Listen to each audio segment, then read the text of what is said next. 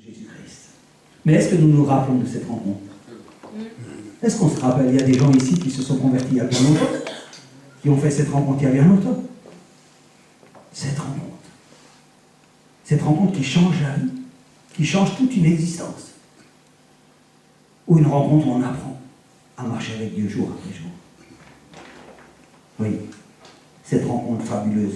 Moi, je souhaite que personne n'oublie cette fameuse rencontre qu'il a faite avec Jésus-Christ, qu'il se rappelle. Parce que cette rencontre avec Jésus-Christ, elle laisse quelque chose dans la vie. La première chose qu'elle laisse, c'est la joie. C'est la Bible nous invite toujours à être dans la joie. Est-ce que nous sommes dans la joie? Amen. Ou peut-être savons-nous pas exactement. Ah, la joie, est-ce que je dois rigoler tout le temps? Est-ce que je suis tout le temps heureux? C'est quoi la joie?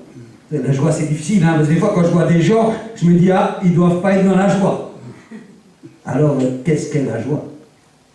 Alors, ce matin, nous allons lire l'épître de Paul aux Philippiens, une partie. On va essayer, par la grâce de notre Seigneur, de faire des comparaisons pour essayer d'avancer dans ce que le Seigneur nous demande. Vous savez,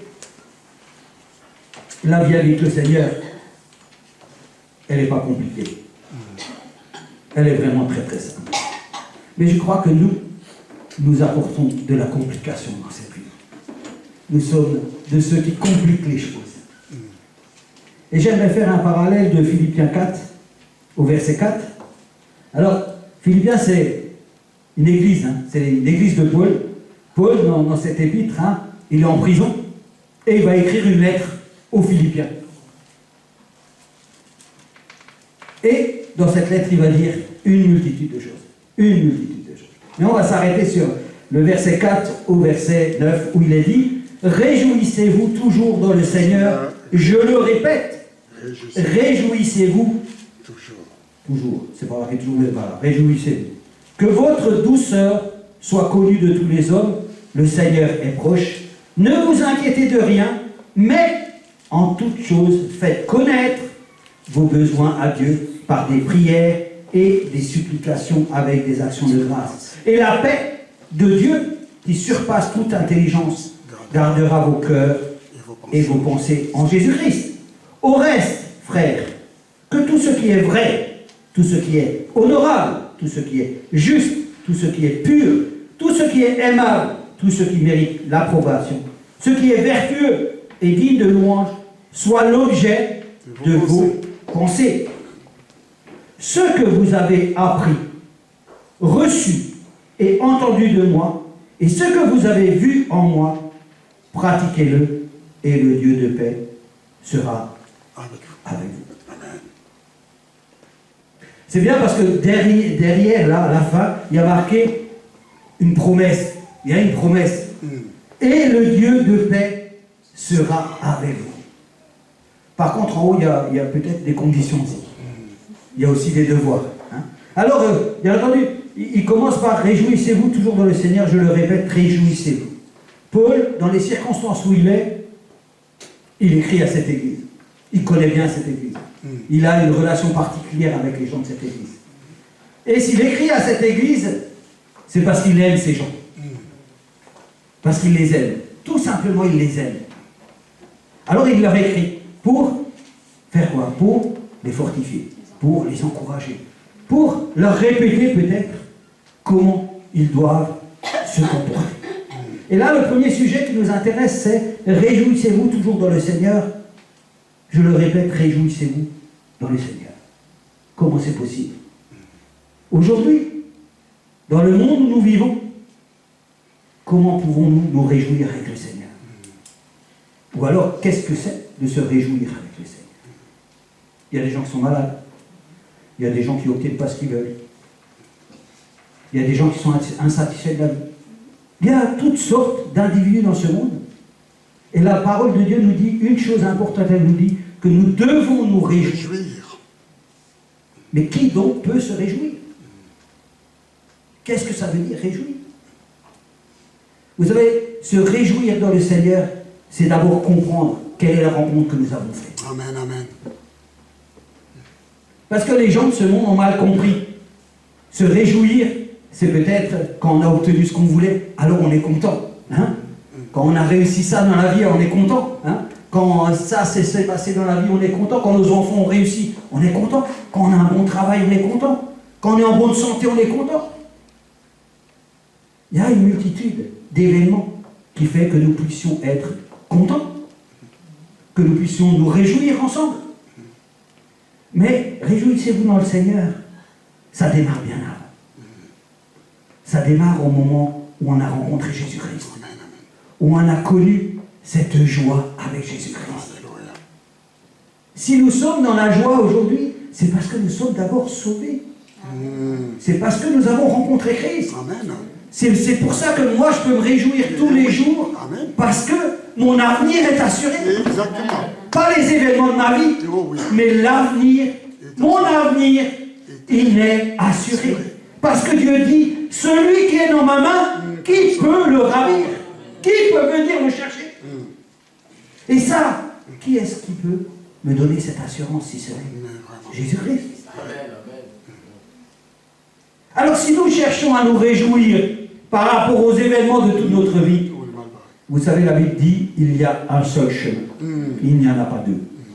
Mais si jamais le monde te réjouit, tu n'es pas sur le bon chemin. Tu es sur le chemin qui ressemble au bon chemin, mais qui n'est pas le bon chemin. Parce que la Bible nous avertit que Satan se déguise en ange de lumière. Donc, quand Paul invite les gens à se réjouir, il les invite à revenir au moment où ils ont fait cette rencontre avec Jésus-Christ et de se rappeler qu'à ce moment-là, Jésus-Christ avait une promesse pour eux. Cette promesse, c'est la vie éternelle dans la présence de Jésus-Christ. Or, quand nous avons cette promesse avec Jésus-Christ, est-ce que nous avons besoin vraiment d'autre chose? Non. Ce n'est pas suffisant. Alors pourquoi le chrétien cherche? Cherche. La Bible dit que les hommes demandent, mais ils demandent mal et ils ne reçoivent pas. Réjouissez-vous dans le Seigneur. C'est prendre conscience chaque jour dans ta vie que tu es quelqu'un de différent. Amen. Que tu n'es plus le même. Que tes aspirations passées sont terminées. Tu es devenu une nouvelle créature. Tu es devenu une nouvelle créature. Mais tu devrais être toujours dans la joie. Parce que Jésus t'a transformé. Il t'a fait devenir une nouvelle créature. Tu n'es plus esclave. Vous savez, quand un esclave est libre, il se réjouit. Amen, amen. Parce qu'il a connu sa condition. Or, si tu ne peux pas te réjouir de cet esclavage qui est fini pour toi, n'es-tu pas encore esclave? N'es-tu pas encore esclave de quelque chose? Parce que l'esclave qui est libre, lui, il se réjouit. Il se réjouit vraiment.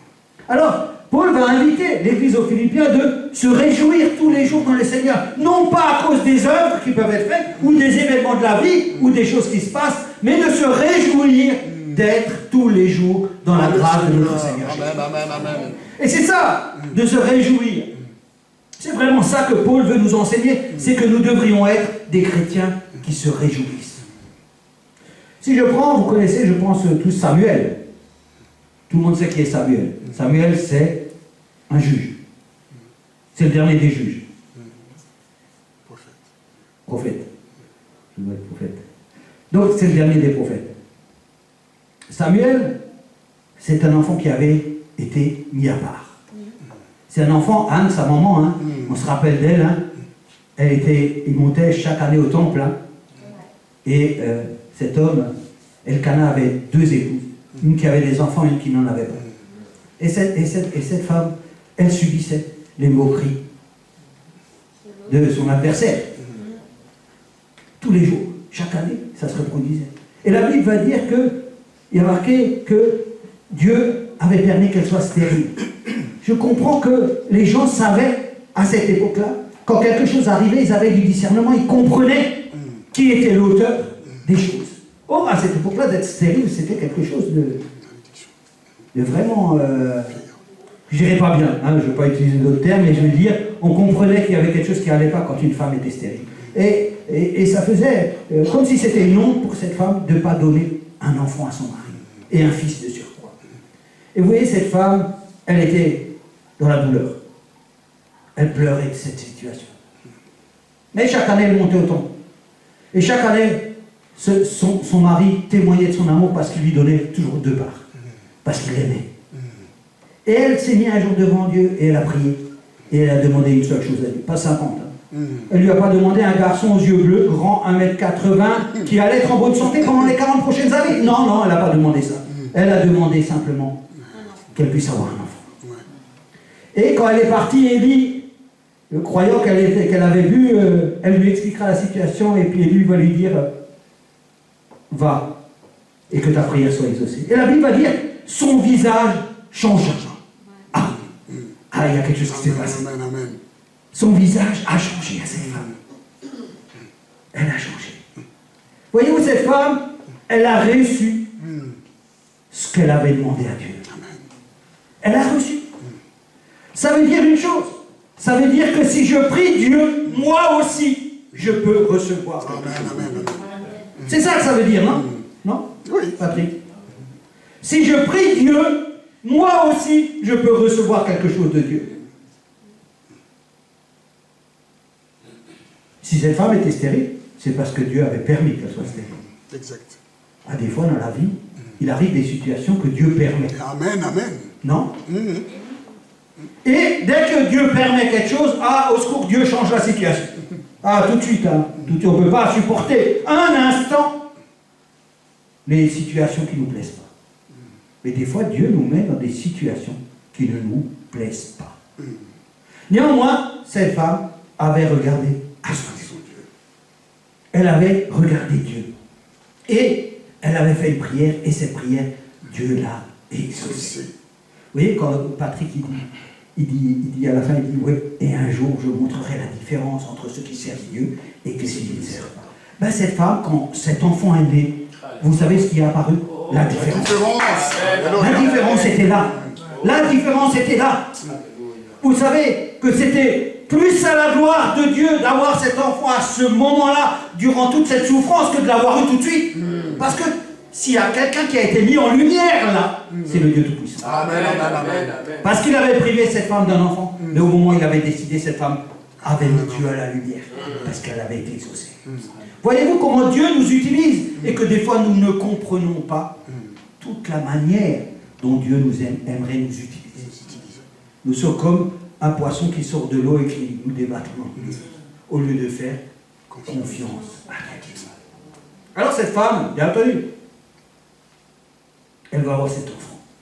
Et il y a une chose qui est importante, je ne sais pas si ça vous concerne ou pas, mais elle avait fait une promesse à Dieu. Amen. Elle avait dit, voilà, si tu fais ça pour moi, voilà ce que moi, je vais faire pour toi. Est-ce que vous avez fait une promesse à Dieu? Vous n'avez pas fait de promesse à Dieu. Quand Jésus-Christ vous a tiré de la boue, et il vous a délivré. Quand vous avez dit, Seigneur, je te reconnais, parce que moi je suis pécheur, j'ai besoin d'être sauvé et libéré. Moi j'ai besoin de vivre une nouvelle vie avec toi. On n'a pas fait d'engagement avec Dieu. On s'est engagé avec Dieu. Parce qu'on croyait dans la promesse qu'il nous a faite. Hein? C'est ça? Non? Quand on voit Paul qui a rencontré Jésus sur le chemin de Damas, on a compris une chose, c'est que cet homme-là avait changé. Il a complètement changé. Attention, il n'a pas dit je vais changer demain. Non, non, il a changé. Parce qu'il avait saisi, il était dans la même profondeur et la hauteur que Dieu était. Parce que Dieu l'y avait amené pour qu'il puisse saisir cette pensée. Et nous, dans notre vie, où nous en sommes par rapport à ça? Nos engagements que nous avons envers l'Éternel. Parce qu'attention, cette femme, l'engagement qu'elle avait, elle l'a appliqué. Dès qu'on obéit à Dieu, il y a une multitude de bénédictions qui accompagnent l'obéissance. Une multitude de choses qui accompagnent l'obéissance. Comme la Bible dit, il y a l'amour couvre une multitude de péchés. Ben, l'obéissance, elle débloque une multitude de bénédictions. Parce que si vous connaissez l'histoire de Samuel, cette femme pouvait se réjouir de l'avenir de cet homme-là. Samuel était un grand prophète. La Bible dit que c'était un des plus grands prophètes. Exact. Si ce n'était pas le plus grand. Voilà à quoi conduit l'obéissance. Voilà le résultat de l'obéissance. C'est ça. Alors oui, réjouissez-vous dans le Seigneur. Je crois que c'est un point de départ. C'est pas faites ceci ou faites cela. C'est pas obéissez ou soumettez-vous. C'est là un point de départ où on dit, mais réjouis-toi donc dans le Seigneur, non pas d'avoir une voiture, non pas d'avoir un travail, non pas d'avoir des enfants, mais réjouis-toi d'être sauvé, de n'être plus esclave. Réjouis-toi d'être dans la présence chaque jour. Amen. Ça veut dire que la Bible est encore, elle dit, mais profite donc. Profite de la grâce qui t'est faite pour être dans la joie. Parce que cette joie, si tu y es, elle se verra. Les autres le verront. À des fois, on se dit, ah non, la Bible ne dit pas la vérité. Il n'y aura pas de différence. Mais quand quelqu'un est dans la joie, et quelqu'un ne l'est pas, celui qui n'est pas, et il voit la vraie joie, il va voir celui qui est dans la joie, il dit, mais comment ça se fait que toi tu es comme ça? Parce que moi, ce que tu as, ben moi je veux l'avoir. Ah. Alors là, les campagnes d'évangélisation, ils s'arrêtent tout de suite, net. Parce que si on était tous dans la joie, on serait une campagne d'évangélisation nous-mêmes. Amen. À la gloire de notre Seigneur. C'est bien ça. C'est la Bible, c'est Paul, hein, il dit, voilà, l'église de Philippe, commencez par vous réjouir. Commencez par comprendre qui vous êtes. Commencez à savoir qui vous servez. Amen. Commencez à savoir que vous n'êtes plus esclave, que vous avez une place réservée. Commencez à comprendre que vous êtes puissant, que vous êtes victorieux. Commencez à comprendre que tout vous appartient, que tout est à vous. Amen. Vous êtes privé de rien. C'est ça que la Bible nous invite. Mais dit que votre douceur soit connue de tous les hommes. Le Seigneur est proche. J'aimerais qu'on lise 1 Corinthiens 13. Tout le monde le connaît, hein, j'espère. 1 Corinthiens 13, 1 à 8. Quand je parlerai les langues des hommes et des anges, si je n'ai pas l'amour, je suis un airain qui résonne ou une cymbale qui retentit. Et quand j'aurai le don de prophétie, la science de tous les mystères, et toute la connaissance, quand j'aurai même toute la foi jusqu'à transporter des montagnes, si je n'ai pas l'amour, je ne suis rien.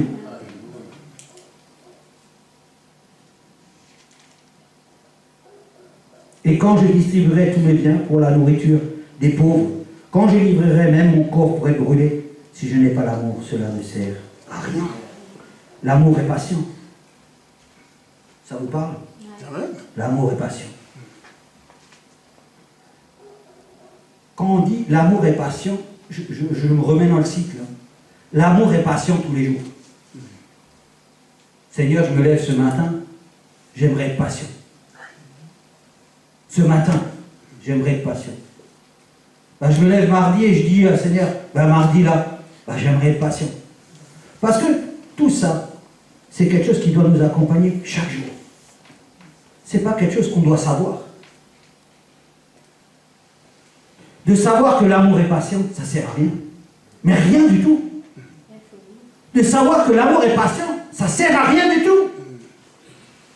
Tout le monde sait ici que l'amour est patient.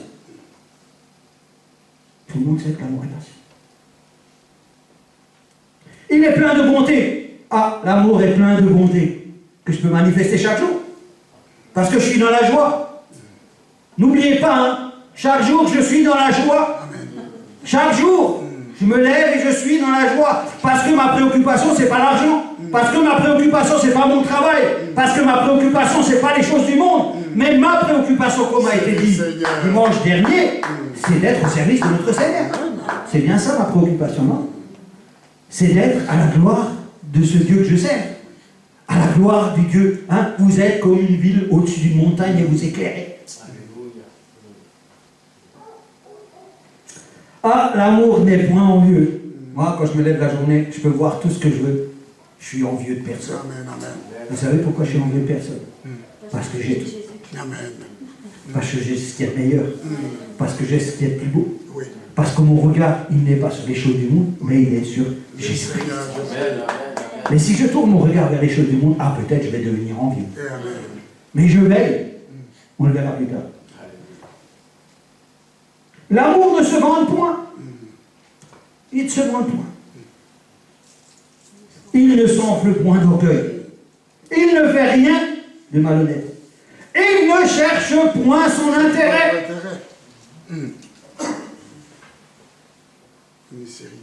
Il ne soupçonne point le mal. Il ne se réjouit point de l'injustice, mais il se réjouit de la vérité. Il excuse tout, il croit tout, il espère tout, il supporte tout. L'amour ne périt jamais. Les prophéties seront abolies, les langues cesseront.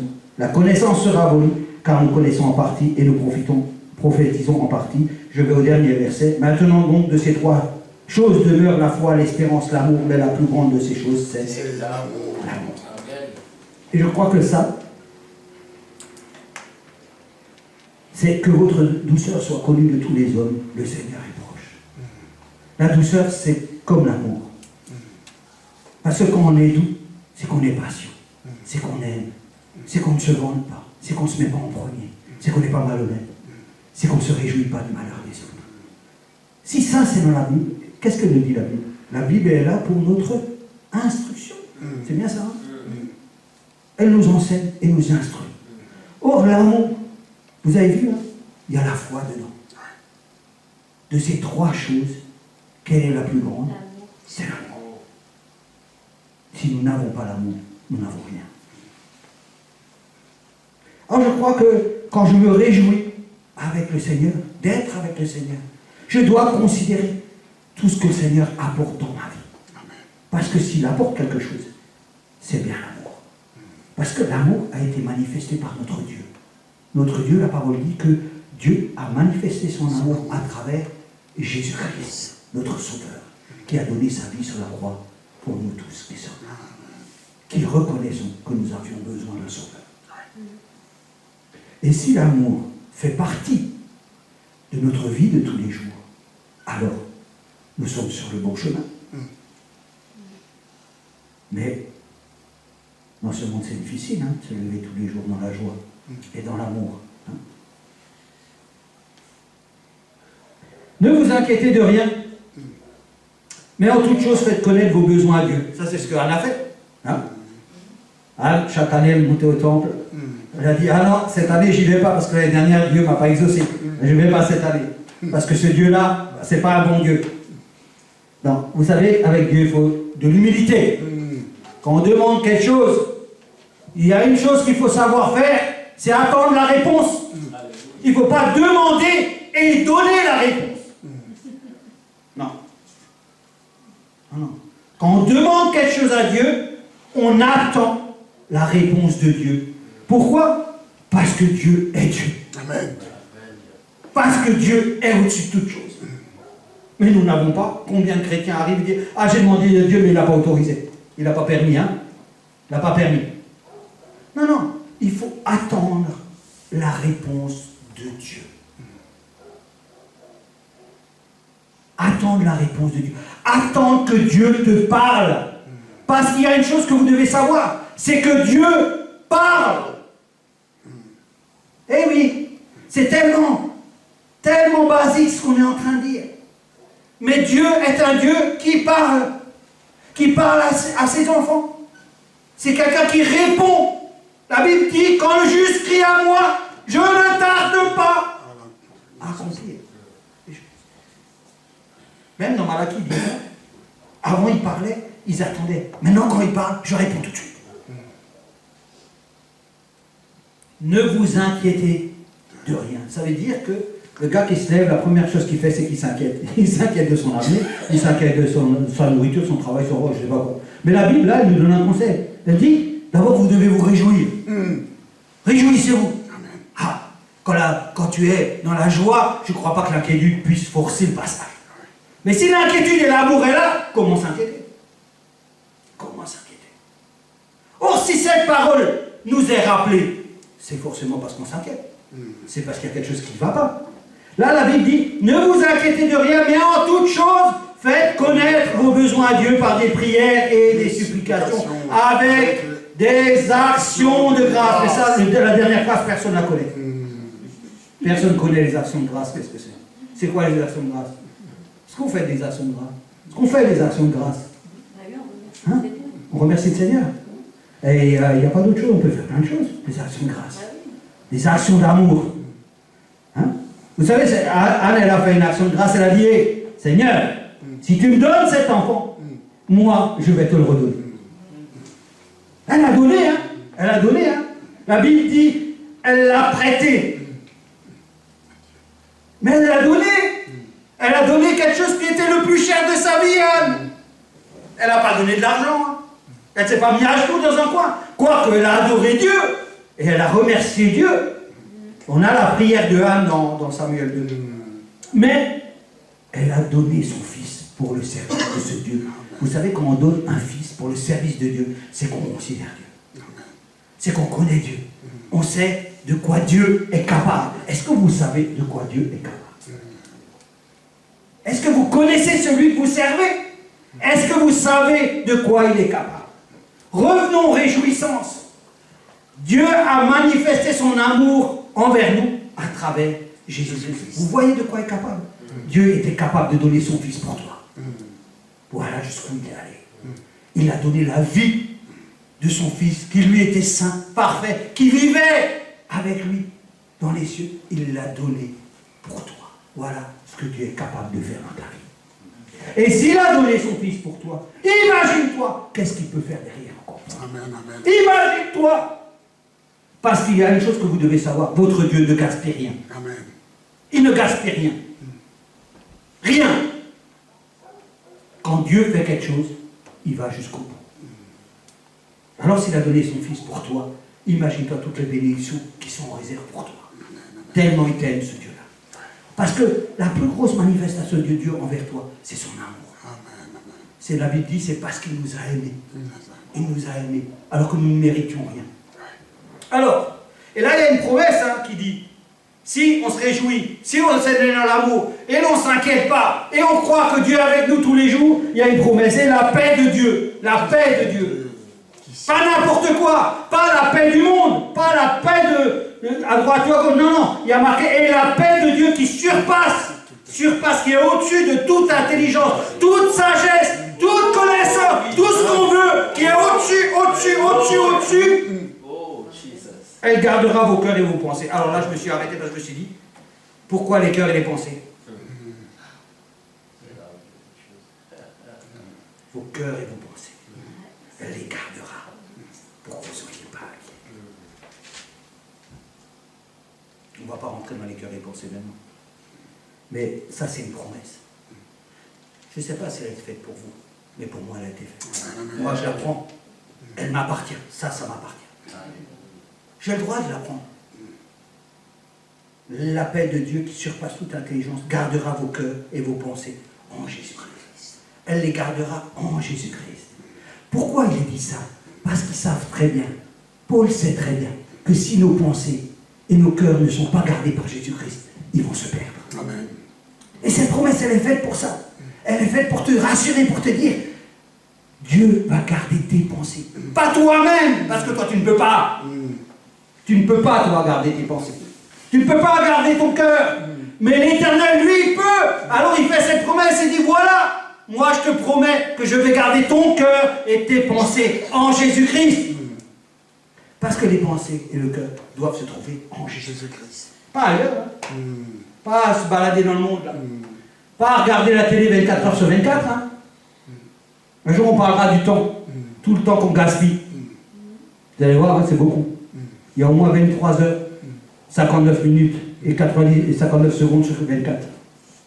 On gaspille. Donc, au reste, frère, c'est tout ce qui est vrai, tout ce qui est honorable, tout ce qui est juste, tout ce qui est pur, tout ce qui est aimable, tout ce qui mérite l'approbation, ce qui est vertueux et digne de louange soit l'objet de vos pensées. Et là, j'aimerais qu'on s'arrête sur le verset 9. Et là, il va dire quelque chose, il va dire ce que vous avez appris. J'aimerais qu'on s'arrête 5 minutes là-dessus, je suis un peu d'avance. Ce que vous avez appris. Qu'est-ce que nous avons donc appris?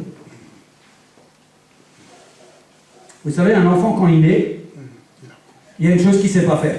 Plusieurs choses. Ah oui, plusieurs. Il ne sait pas parler, il ne sait pas manger, il ne sait pas marcher.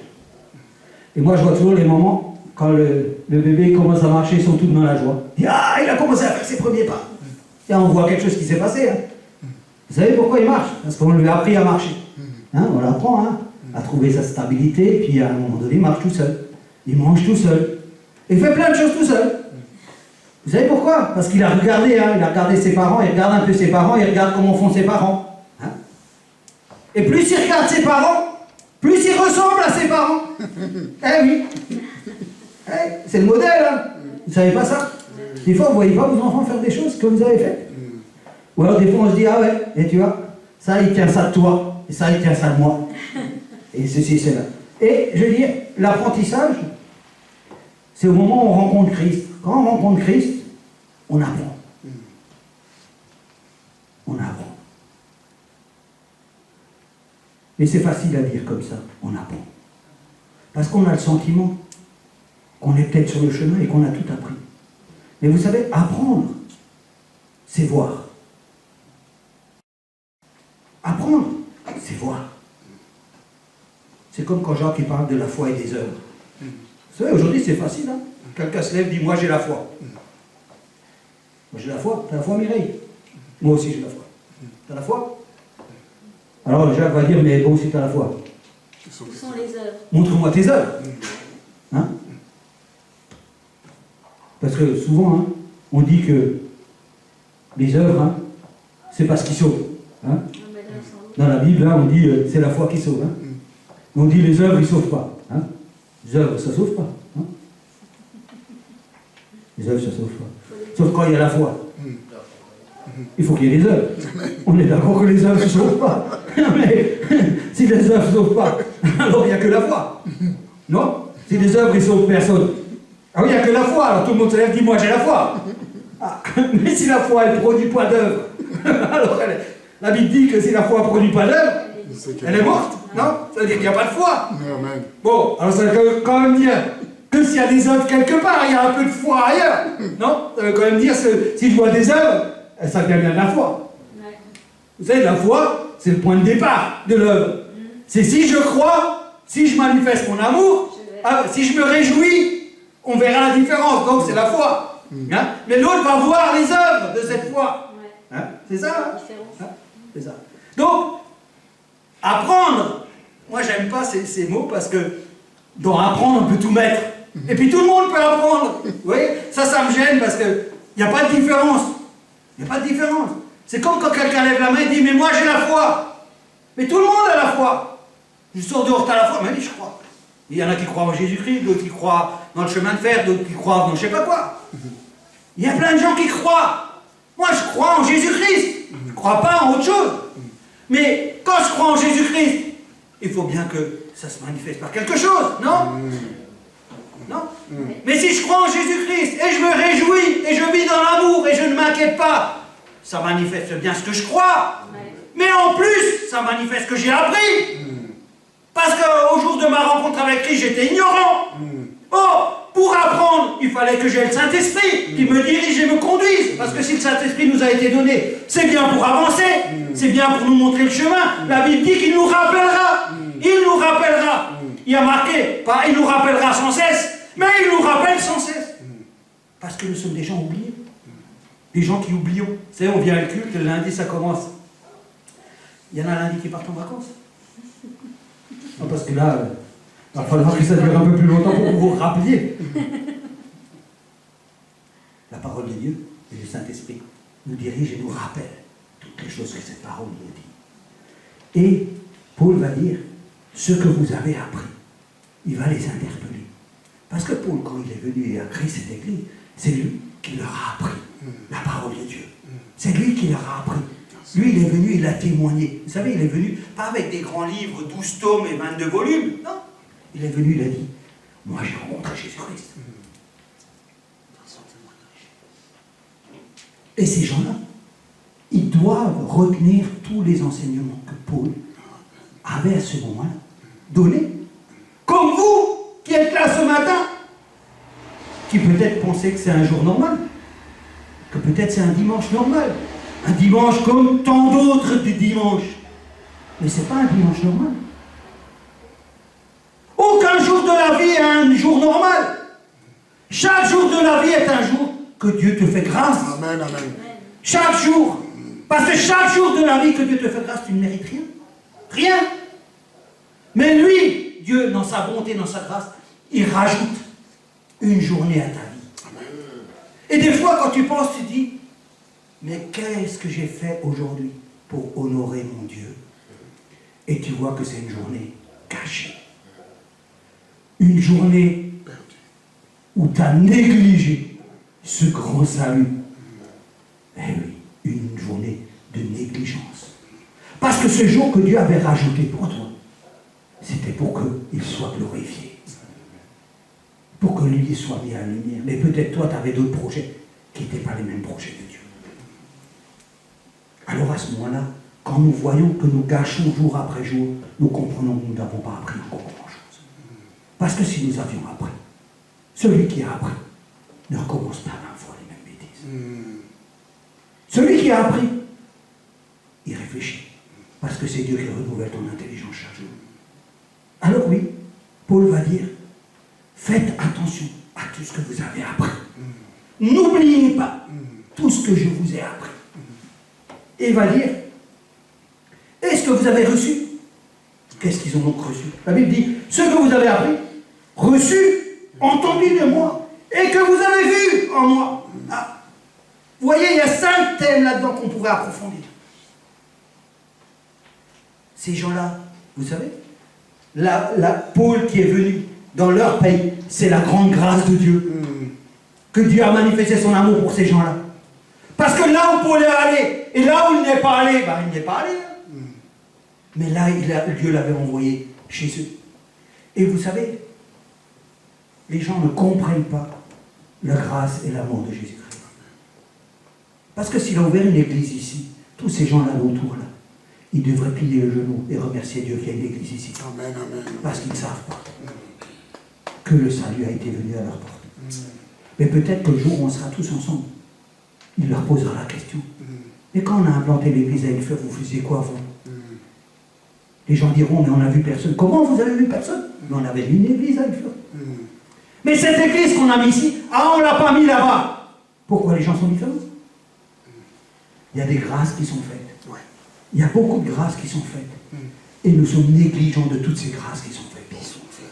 Nous sommes négligents parce que nous ne les comprenons pas. Nous ne voulons pas les comprendre, nous les mettons de côté. Or là, Paul encourage son église parce qu'il les aime. C'est ce que fait Dieu aujourd'hui. Il nous encourage tous parce qu'il nous aime. Parce que la parole de Dieu, quand elle sort parce qu'elle est remplie d'amour. Elle est remplie de patience. Elle est là pour fortifier, pour encourager, pour bénir. Pour que nous puissions prendre conscience de l'honneur qui nous a été fait d'avoir un Dieu si grand. Alors il va dire, oui, ce que vous avez appris, reçu, parce que recevoir la parole, c'est aussi une chose. Il leur a apporté la parole, la seule parole. Vous devez comprendre que ce que Paul a apporté, personne ne l'a apporté. Tout le monde était égaré là-bas. Tout le monde ne savait pas quoi faire, tout le monde pensait avec leur pensée. Dieu est venu et il a apporté la parole de Dieu. Cette parole qui, quand elle sort de la bouche de Dieu, elle ne revient pas à lui sans avoir accompli les désirs de notre Dieu. C'est cette parole-là qui parle. Et ce que vous avez entendu, alors, ils ont vu, entendu, reçu, et il y a une chose, ce que vous avez vu. Eh bien, qu'est-ce qu'ils ont vu? Qu'est-ce que vous croyez que ces Philippiens, ils ont vu? Pourquoi il dit là, comme ça, il dit, et vous avez vu en moi. Vu en moi. Qu'est-ce qu'ils ont vu en lui? Jésus-Christ. Amen. Jésus-Christ. Ils ont vu que ce qu'ils disaient, ils le mettaient en pratique. C'est ça qu'ils ont vu.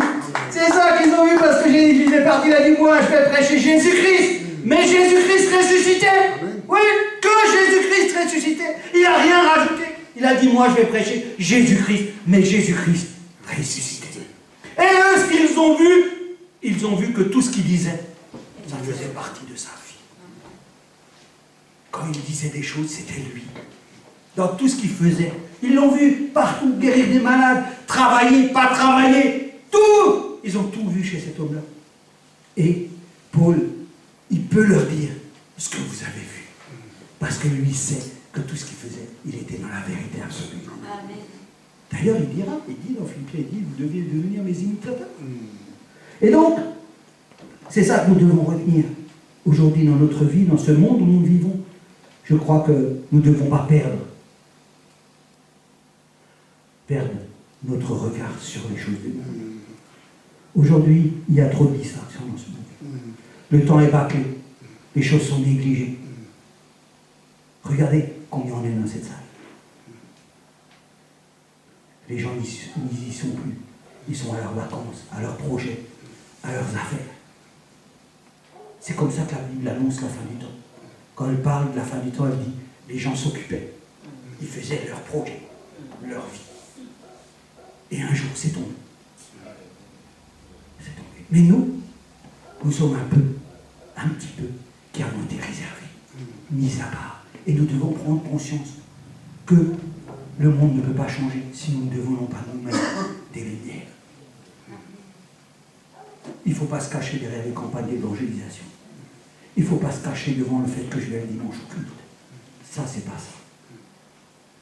Mais si nous devons retenir quelque chose ce matin, c'est peut-être déjà de commencer à se réjouir d'être dans la présence de Dieu, d'être dans cette grâce formidable. Parce que nous avons la différence. Nous avons un avenir et des projets d'espérance. C'est Dieu qui le dit, c'est pas moi qui le dis. Mais Dieu dit, pour vous, j'ai un avenir et de l'espoir. Il y a quelque chose pour nous. Mais les gens ne veulent pas écouter, ne veulent pas entendre. Alors s'ils ne veulent pas écouter, ils ne veulent pas entendre. Soyons comme Paul. Soyons. Même si nous ne disons rien, en étant, ils verront les choses. Ils verront la différence. Des fois, on n'a pas besoin de parler. Mais il suffit qu'on soit dans la joie, qu'on soit dans l'amour, qu'on soit dans la patience, dans la persévérance. Alors les gens verront une différence. Et ils viendront tout seuls à vous et ils diront, mais qu'est-ce qui t'arrive, mon frère? Qu'est-ce qui se passe dans ta vie? Parce que toi, tu n'es pas comme nous. Paul dit ça. Il invite les gens à être comme lui, à ne pas oublier. Il invite les gens à dire ce que vous avez vu en moi. Et il va rajouter cette phrase qui est la plus importante de ce texte. Il va dire en moi, pratiquez-le. Pratiquez-le. Ça veut dire que ce n'est pas des conseils qu'on vous a donnés ce matin. Ce n'est pas une ligne qu'on vous a donnée ce matin. Ce matin, on vous a dit, voilà ce qu'il y a là-dedans. Maintenant, mettez-le en pratique. Si vous n'arrivez pas, posez vos genoux par terre et criez. Parce que vous savez, Anne, quand elle a vu qu'elle n'a pas eu d'enfant, Anne, elle a crié et elle a supplié. Elle n'est pas allée faire une simple prière. Elle est allée crier. Elle a crié, on ne sait pas le temps qu'elle a crié. Mais elle a passé une après-midi à crier. Elle a crié au point que le prophète qui était là avait cru qu'elle était saoule. Tellement elle était dans le désespoir. Et vous savez quoi? Elle a montré à Dieu qu'elle le voulait vraiment. Est-ce que tu veux vraiment changer? Est-ce que tu veux vraiment que Dieu te transforme? Est-ce que tu veux être vraiment cet outil dans les mains de Dieu? Cet instrument dont tu chantes tous les jours, je voudrais être l'instrument de Dieu. Est-ce que tu veux être cet instrument? Sache une chose, c'est qu'aujourd'hui tu peux le devenir. Tu peux devenir cet instrument.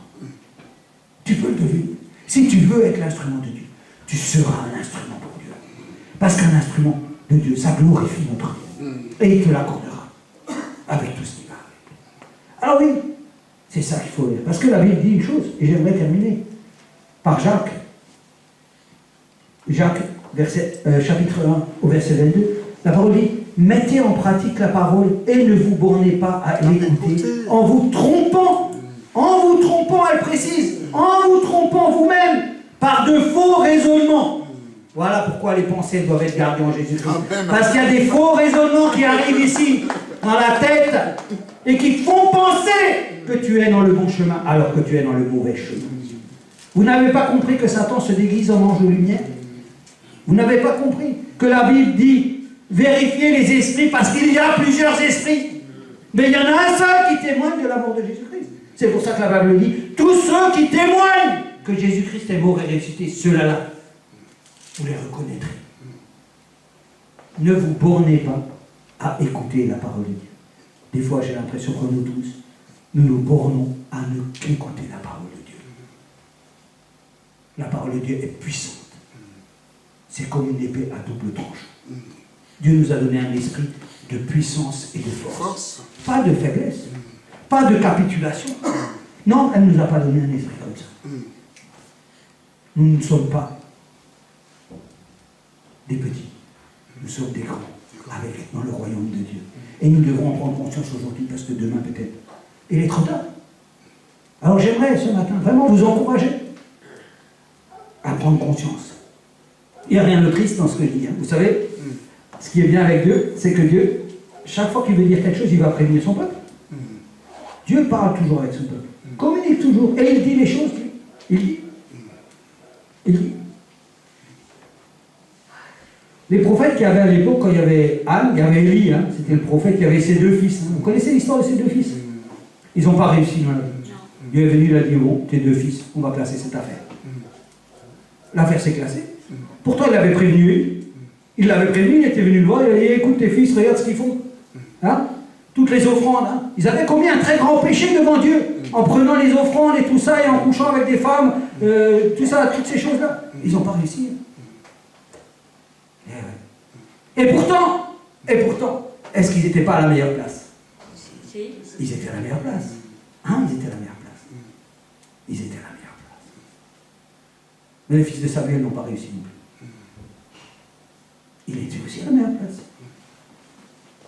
Vous savez, Dieu dit, je fais miséricorde à qui je fais miséricorde, et je fais grâce à qui je fais grâce. Moi, je vais vous dire une chose, je reconnais qu'à moi, il fait grâce. Amen. Et qu'il fait miséricorde. Mais j'aimerais pas être à la place de ceux à qui il fait par miséricorde et à qui il fait par grâce. Parce que je voulais vous dire, quand l'Éternel parle de cris et d'hurlements et de tristesse, vous devrez comprendre très très vite ce que ça veut dire. Parce que Dieu est patient. Non, la colère, riche en bonté. Et si aujourd'hui il nous a parlé, c'est pas pour nous avoir peur, on a besoin d'avoir peur de rien. On a juste besoin de se réjouir. D'être dans la grâce de Dieu. Et de peut-être s'agenouiller comme Anne a fait, et de dire, Seigneur, voilà, je veux être un instrument dans tes mains. Je veux être vraiment l'instrument. Et vous savez, il faut laisser Dieu agir. Il faut le laisser faire. Laisser faire, c'est comme quand on ne sait pas nager au bord d'une piscine. Quand on est avec Dieu, on peut sauter. On n'aura pas de noyade. C'est ça, se laisser faire. Vous savez, le chrétien d'aujourd'hui fait beaucoup de choses. Seigneur, aide-moi, je te laisse faire. Mais il est toujours en train de faire. Alors Dieu le regarde et dit, mais attends, tu m'as dit je dois faire, mais je te vois faire. Qu'est-ce que je fais? J'attends. Et j'attends, Et Dieu t'a laissé libre, puis choisi. Il peut t'aider, mais il peut te regarder nager, jusqu'à quand tu te fatigues. Et parce qu'il est bon, il va te repêcher encore. Mais des fois, de laisser Dieu faire, il faut le laisser faire. Il faut le laisser pour voir. Parce que quand on voit Dieu à l'œuvre, ça encourage. Il y a beaucoup de gens, des chrétiens, moi ça fait 30 ans que je suis le Seigneur. 30 ans que j'entends des gens où il n'y a rien qui va bien, où Dieu n'est pas là, où les choses ne s'accomplissent pas. Mais si. Quand on laisse faire Dieu, la chose s'accomplit. Mais il ne faut pas qu'on vienne avec nos ustensiles. Pas qu'on vienne avec nos affaires. Quand on laisse Dieu faire, c'est qu'on s'abandonne. C'est très difficile à l'homme de s'abandonner. C'est son gros problème. Il doit toujours maîtriser tout. Il doit toujours être partout. Il doit toujours faire tout. Et il doit toujours dire, mais c'est l'Esprit de Dieu qui m'a fait ça. Non, des fois c'est faux. Des fois tout ça c'est faux. Des fois c'est des erreurs, des grosses erreurs. Sous prétexte que c'est l'Esprit de Dieu, les gens se laissent entraîner. C'est faux. Faux, archi faux. Vous savez, faire le bien, c'est pas faire le bien que nous pensons. Faire le bien, c'est faire ce que Dieu veut. Amen. Tu peux faire tout le bien du monde sans rien faire de ce que Dieu t'a dit. Mais fais seulement ce que Dieu t'a dit. Alors tu commenceras à faire le bien de Dieu. Parce que du bien, on peut en faire partout. On peut sortir, donner aux pauvres, voilà. 20 €, Il peut aller boire une bière, Il peut saouler, il peut faire ce qu'il veut. Il peut s'acheter un casse-croûte. Mais si Dieu t'a pas dit de le faire, tu n'es pas encore dans le bien de Dieu. C'est ça la différence. Le bien de Dieu, c'est d'écouter Dieu et de faire ce que Dieu te dit. Alors là, tu es dans le bien de Dieu. Parfaitement dans le bien de Dieu. Personne ne pourra te contredire. Tu pourras avoir une action ferme. Nous allons nous lever.